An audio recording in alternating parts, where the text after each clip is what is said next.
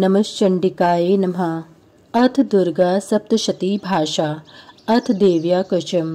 महर्षि मार्कंडेय जी बोले, हे पितामह, संसार में जो गुप्त और मनुष्यों की सब प्रकार से रक्षा करता हो और जो आपने किसी को आज तक न बताया हो, वह कवच मुझे बताइए। श्री ब्रह्मा जी कहने लगे, अत्यंत गुप्त, पवित्र व संपूर्ण प्राणियों की भलाई करने वाला कवच मुझसे सुनो। प्रथम शैलपुत्री, दूसरी ब्रह्मचारिणी, तीसरी चंद्रघंटा, चौथी कुष्मांडा, पांचवी स्कंदमाता, छठी कात्यायनी, सातवीं कालरात्रि, आठवीं महागौरी, नवीं सिद्धिदात्री। यह देवी की 9 मूर्तियां और यह नवदुर्गा कहलाती हैं। आग में जलता हुआ, रण में शत्रुओं से घिरा हुआ, विषम संकट में फंसा हुआ मनुष्य यदि दुर्गा के नाम का स्मरण करे तो उसको कभी भी हानि नहीं होती। रण में उसके लिए कुछ भी आपत्ति नहीं और न उसे किसी प्रकार का दुख या डर ही होता है। हे देवी, जिसने श्रद्धा पूर्वक तुम्हारा स्मरण किया है उसकी वृद्धि होती है और जो तुम्हारा चिंतन करते हैं उनकी तुम निसंदेह रक्षा करने वाली हो। चामुंडा प्रेत पर, बाराही भैंसे पर, रौद्री हाथी पर, वैष्णवी गरुण पर अपना आसन जमाती हैं। माहेश्वरी बैल पर, कौमारी मोर पर और हाथ में कमल लिए हुए विष्णु प्रिया लक्ष्मी जी कमल के आसन पर विराजती हैं। बैल पर बैठी हुई ईश्वरी देवी ने श्वेत रूप धारण कर रखा है और सब प्रकार के आभूषणों से विभूषित ब्राह्मणी देवी हंस पर बैठती है। और इस प्रकार यह सब देवियां सब प्रकार के योगों से युक्त और अनेक प्रकार के रत्न धारण किए हुए हैं। बोलो जयकारा माँ शेरा वाली का। बोलो सांचे दरबार की जय। प्रेम से बोलो जय माता की। भक्तों की रक्षा के लिए संपूर्ण देवियां रथ में बैठी तथा क्रोध में भरी हुई दिखाई देती हैं तथा पाश, चक्र, गदा, शक्ति, हल और मूसल, खेटक और तोमर, पशु तथा पाश, भाला और त्रिशूल एवं उत्तम सारंग आदि शस्त्रों को दैत्यों के नाश के लिए और भक्तों की रक्षा करने के लिए और देवताओं के कल्याण के लिए धारण किए हैं। हे महारौद्रे, अत्यंत घोर पराक्रम, महाबल और महान उत्साह वाली देवी, तुमको मैं नमस्कार करता हूँ। हे देवी, तुम्हारा दर्शन दुर्लभ है तथा आप अपने शत्रुओं को भय को बढ़ाने वाली हैं। हे जगदम्बिके, मेरी रक्षा करो। पूर्व दिशा में इंद्री मेरी रक्षा करे, अग्नि कोण में अग्निशक्ति, दक्षिण में वाराही देवी, नित्य कोण में खड़ग धारिणी मेरी रक्षा करे। वारुणी पश्चिम दिशा में, वायु कोण में मृगवाहिनी, उत्तर में कौमारी और ईशान में शूलधारिणी देवी मेरी रक्षा करे। ब्राह्मणी ऊपर की ओर में से मेरी रक्षा करें और वैष्णवी देवी नीचे की ओर से मेरी रक्षा करें और इसी प्रकार शव पर बैठी चामुंडा देवी 10 दिशाओं में मेरी रक्षा करें। जया देवी आगे, विजया पीछे की ओर और अजिता बाईं ओर, अपराजिता दाहिनी ओर मेरी रक्षा करें। उगोतिनी देवी शिखा की रक्षा करे तथा उमा शिर में स्थित होकर मेरी रक्षा करे। इसी प्रकार मस्तक में मालाधारी देवी रक्षा करे और यशस्विनी देवी मेरी बाहों का संरक्षण करे। बाहों के मध्य भाग में त्रिनेत्रा नथुनों की यमघंटा देवी रक्षा करे। नेत्रों के मध्य भाग में शंखिनी देवी और द्वारवासिनी देवी कानों की रक्षा करें। कपोलों की कालिका देवी और कानों के मूल भाग की भगवती शांकरी रक्षा करें।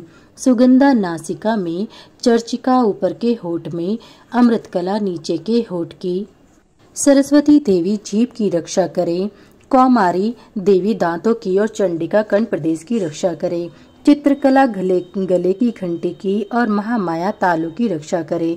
कामाक्षी ठोड़ी की सर्वमंगला वाणी की रक्षा करें। भद्रकाली गर्दन की और धनुर्धरी पीठ के मेरुदंड की रक्षा करें। कंठ के भारी भाग के नीलग्रीवा और कंठ की नली की नलकोबरी रक्षा करें। दोनों कंधों की खड़गीनी और वृषधारिणी मेरी दोनों बाहों की रक्षा करें। दंडिनी दोनों हाथों की और अंबिका देवी समस्त उंगलियों की रक्षा करें।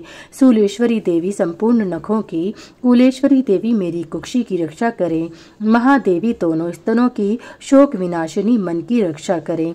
ललिता देवी हृदय की, शूलधारिणी उदर की रक्षा करें। कामिका देवी नाभि की, गुहेश्वरी गुह स्थान की, पूतनिका और कामिका लिंग की और महिषवाहिनी गुदा की रक्षा करें। संपूर्ण इच्छाओं को पूर्ण करने वाली महाबला देवी दोनों जंघाओं की रक्षा करे। विंध्यवासिनी देवी घुटनों की और तेजसी देवी दोनों पांवों के पृष्ठभाग की, श्रीधरी पैरों की उंगलियों की, स्थलवासिनी तलवों की, दष्टा करालिनी देवी नखों की, ऊर्ध्वकेशिनी केशों की, बागेश्वरी वाणी की रक्षा करे। रोमा वालियों के छित्रों की कावेरी और त्वचा की बागेश्वरी देवी रक्षा करे। पार्वती देवी रक्त मज्जा वसा मांस हड्डी की रक्षा करे। काल रात्रि आंतों की रक्षा करे। मुक्तेश्वरी देवी पित्त की, पद्मावती कमल कोश की, चूड़ामणि कफ की रक्षा करे। ज्वालामुखी नसों की जल की रक्षा करे। अभेद्य देवी शरीर के सब जोड़ों की रक्षा करे। ब्राह्मणी मेरे वीर्य की रक्षा करे। छत्रेश्वरी छाया की और धर्म धारिणी मेरे अहंकार मन तथा बुद्धि की रक्षा करे। प्राण अपान वायु समान उदान और व्यान की वशस्ता देवी रक्षा करे। कल्याण शोभना मेरे प्राण की रक्षा करे। रस रूप गंध शब्द और स्पर्श इन विषयों का अनुभव करते समय योगिनी देवी मेरी रक्षा करें तथा मेरे सत्वगुण रजोगुण तमोगुण की रक्षा नारायणी देवी करें। आयु की रक्षा बाराही देवी करें। वैष्णवी धर्म की तथा चक्रिणी देवी मेरी यश कीर्ति लक्ष्मी धन विद्या की रक्षा करें। इंद्राणी मेरे शरीर की रक्षा करें और हे चंडिके आप मेरे पशुओं की रक्षा करिए। महालक्ष्मी मेरे पुत्रों की रक्षा करे और भैरवी मेरी पत्नी की रक्षा करें। मेरे पति की सुपथा तथा मार्ग के क्षमाकारी देवी रक्षा करें। राजा के दरबार में महालक्ष्मी तथा सब ओर व्याप्त रहने वाली विजया देवी चारों ओर से मेरी रक्षा करे। जो स्थान कुछ से रहित हो और कुछ में रह गया हो उसकी पापों का नाश करने वाली जयंती देवी रक्षा करें। अपना शुभ चाहने वाले मनुष्य को बिना कवच के एक पग भी कहीं नहीं जाना चाहिए, क्योंकि कवच रखने वाला मनुष्य जहाँ जहाँ भी जाता है वहाँ वहाँ उसे धन लाभ होता है तथा विजय प्राप्त करता है। वह जिस अविष्ट वस्तु की इच्छा करता है वह उसको इस कवच के प्रभाव से अवश्य मिलती है और वह इसी संसार में महाऐश्वर्य को प्राप्त होता है। कवचधारी मनुष्य निर्भय होता है और वह तीनों लोकों में माननीय होता है। देवी का यह कवच देवताओं के लिए भी कठिन है। जो नित्य प्रति नियम पूर्वक तीनों संध्याओं को श्रद्धा के साथ इसका पठन पाठन करता है उसे देव शक्ति प्राप्त होती है। वह तीनों लोकों को जीत सकता है तथा अकाल मृत्यु से रहित होकर 100 वर्षों तक जीवित रहता है। उसकी लूता चर्म रोग विस्फोटक आदि समस्त व्याधियां समूल नष्ट हो जाती हैं और स्थावर जंगम तथा कृत्रिम विष दूर होकर उनका कोई असर नहीं होता है तथा समस्त विचारक प्रयोग और इस तरह के जितने यंत्र मंत्र तंत्र इत्यादि होते हैं वह कवच के हृदय में धारण कर लेने पर नष्ट हो जाते हैं। इसके अतिरिक्त पृथ्वी पर विचरने वाले भूचर नवचर जलचर प्राणी उपदेश मात्र से सिद्ध होने वाले निम्न कोटि के देवता जन्म के साथ प्रकट होने वाले देवता कुल देवता कंठमाला आदि डाकिनी शाकी अंतरिक्ष में विचरने वाली अत्यंत बलवती भयानक डाकनियां ग्रह भूत पिशाच यक्ष गंधर्व राक्षस ब्रह्म राक्षस वेताल कूष्मांड और भैरव आदि अनिष्ट कारक देवता भी उस मनुष्य को जिसने कि अपने हृदय में कवच धारण किया हुआ है देखते ही भाग जाते हैं। इस कवच के धारण करने से मान और तेज बढ़ता है। जो मनुष्य इस कवच का पाठ करके उसके पश्चात सप्तशती चंडी का पाठ करता है उसका यश जगत में विख्यात होता है। और जब तक वन पर्वत और कानन आदि इस भूमंडल पर स्थित है तब तक यहाँ पुत्र पौत्र आदि संतान परंपरा बनी रहती है।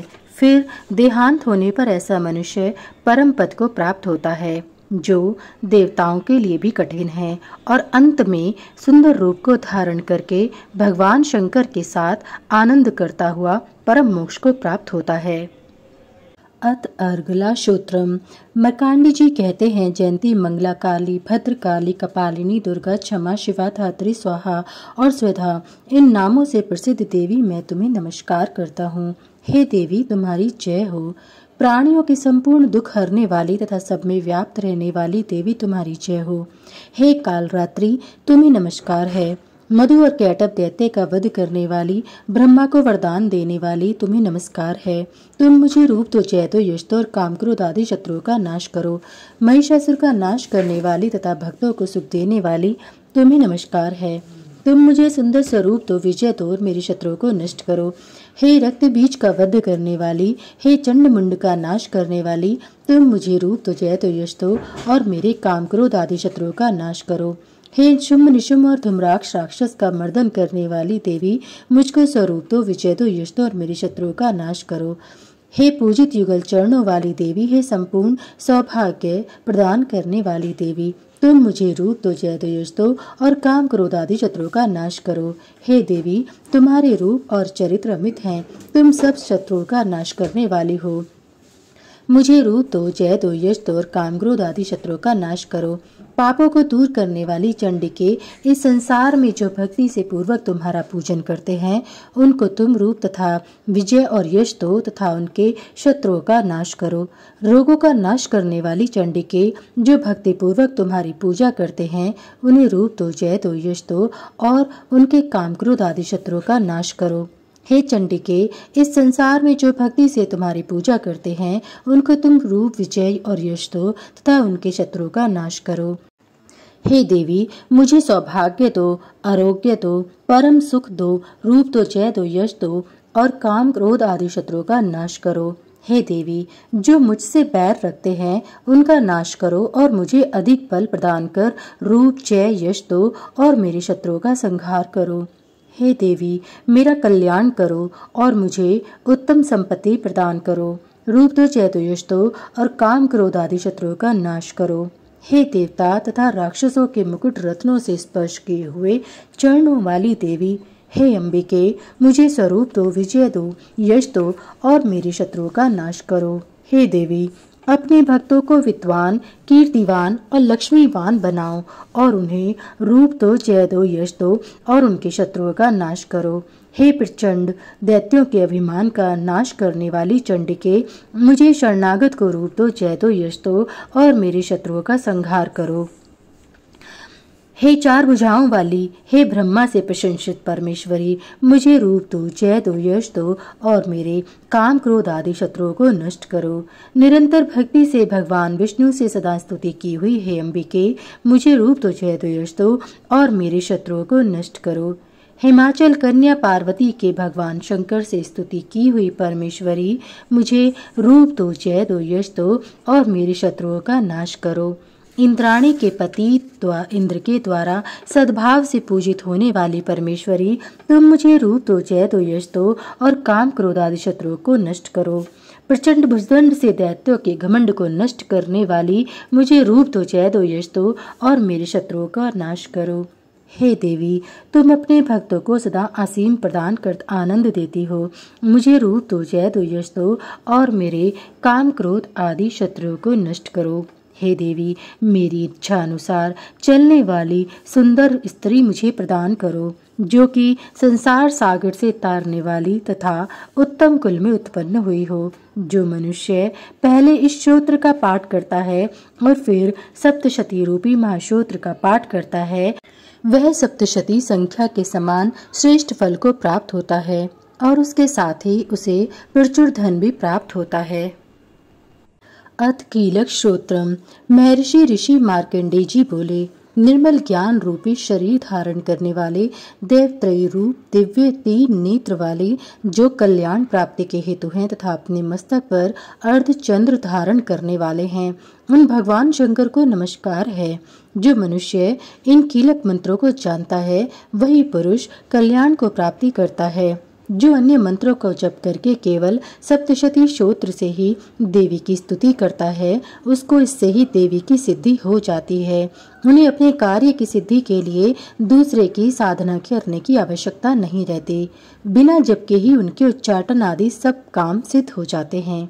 लोगों के मन में शंका थी कि केवल सप्तशती की उपासना से अथवा सप्तशती को छोड़कर अन्य मंत्रों की उपासना से भी समान रूप से सब कार्य सिद्ध हो जाते हैं, तब इनमें कौन सा साधन श्रेष्ठ है?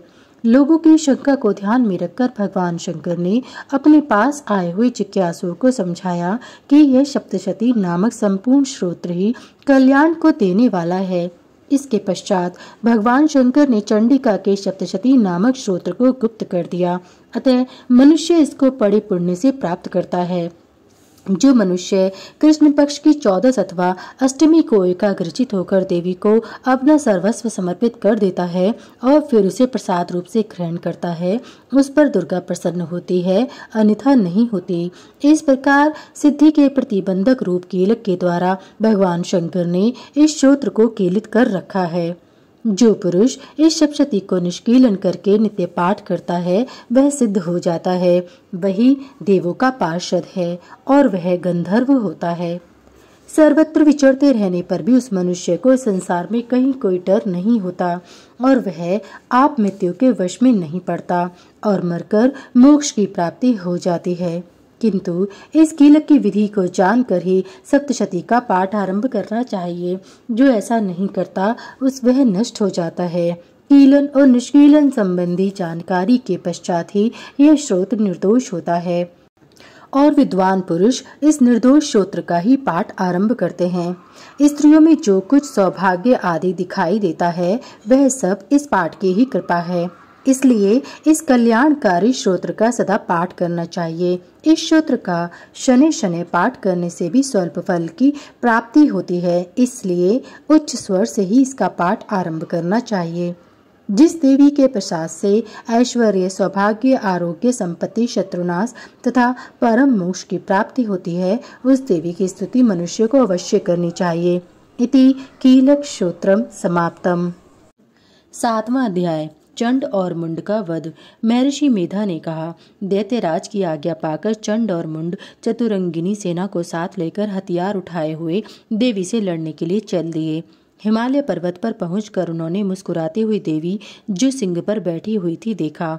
जब असुर उनको पकड़ने के लिए तलवारें लेकर उनकी ओर बढ़े तब अंबिका को उन पर बड़ा क्रोध आया और मारे क्रोध के उनका मुख काला पड़ गया, उनकी भ्रुकुटियां चढ़ गईं और उनके ललाट में से अत्यंत भयंकर तथा अत्यंत विस्तृत मुख वाली लाल आंखें वाली काली प्रकट हुई, जो कि अपने हाथों से तलवार और पाश लिए हुए खड़ी थी।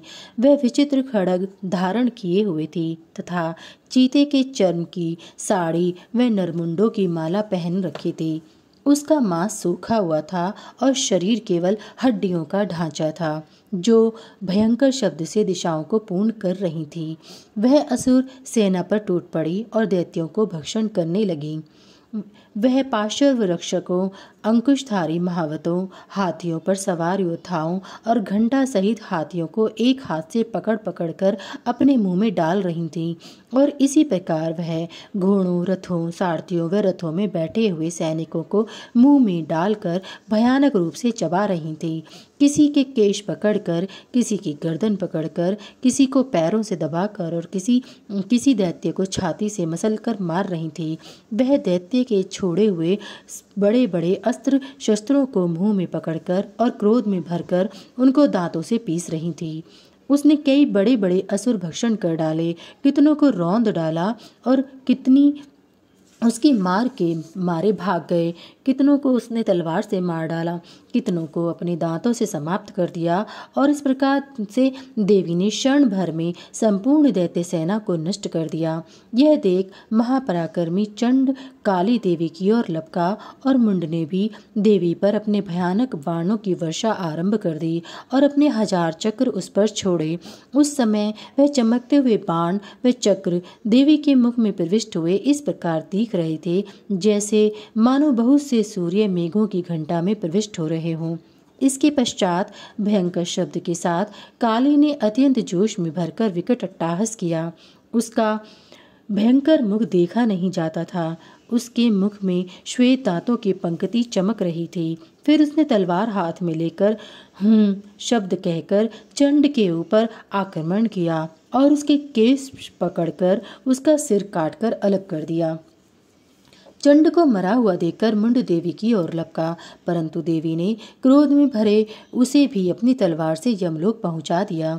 चंड और मुंड को मरा हुआ देखकर उसकी बाकी बची हुई सेना वहां से भाग गई। इसके पश्चात काली चंड और मुंड के कटे हुए सिरों को लेकर चंडिका के पास गईं और प्रचंड अट्टहास के साथ कहने लगीं, हे देवी, चंड और मुंड 2 महादैत्य को मारकर तुम्हारी भेंट कर दिया है। अब शुंभ और निशुंभ का तुमको स्वयं वध करना है।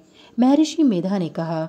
वह लाए हुए चंड और मुंड के सिरों को देखकर कल्याणमयी चंडी ने काली सी मधुर वाणी में कहा, हे देवी, तुम चूंकि चंड और मुंड को मेरे पास लाई हो, अतः संसार में चामुंडा के नाम से तुम्हारी ख्याति होगी। बोलो सांचे दरबार की जय। बोलो भगवती माता की जय। बोलो जयकारा शेरावाली का।